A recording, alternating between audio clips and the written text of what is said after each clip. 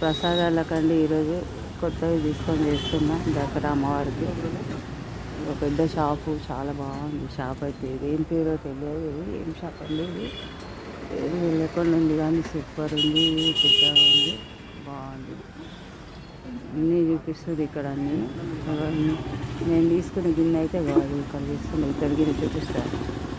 కానీ ఇతడి గిన్నె, దాని మూత, చిన్న కడాయి అమ్మవారికి ప్రసాదాలకు సరిపోతాయని తీస్తున్నా. ఒక చిన్న చెంబు కూడా, మంచినీళ్ళు చూపిస్తా.